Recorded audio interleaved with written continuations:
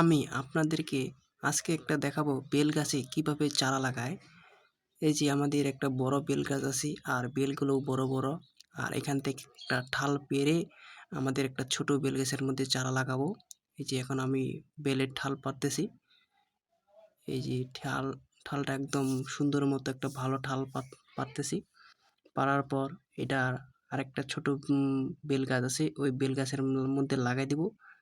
এই ঠালটা দেখেন, এই যে একদম ভালো ঠাল এটা। এখন এটাকে সুন্দর করে ভাবে ছাঁটাই বাছাই করতেছি বা পরিষ্কার করতেছে ঠালটা।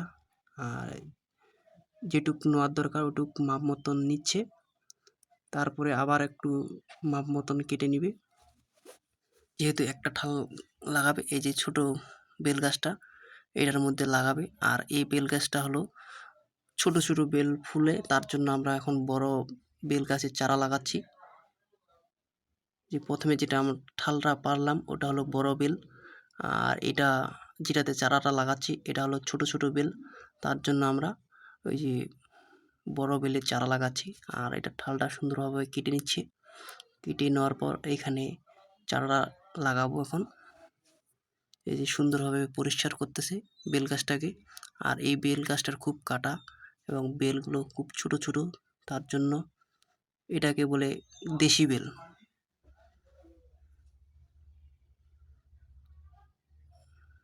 এই যে সুন্দরভাবে ঠালটা পরিষ্কার করতেছে। এটার মধ্যে চারাটা লাগাবো এখন।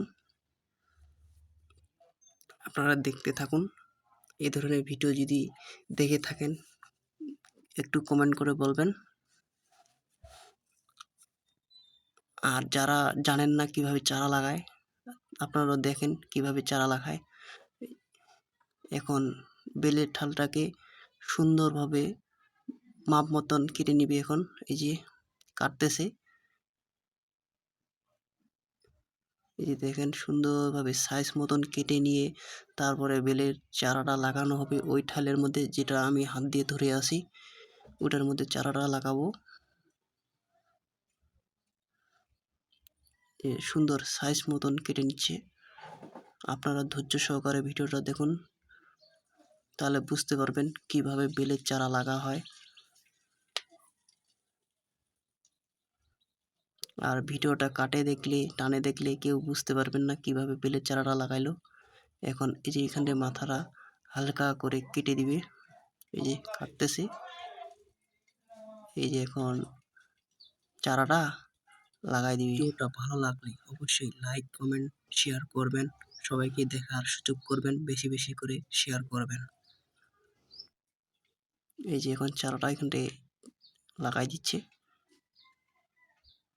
তারপরে জিরো প্লাস্টিক দিয়ে সুন্দরভাবে বাতাই করে দিচ্ছে।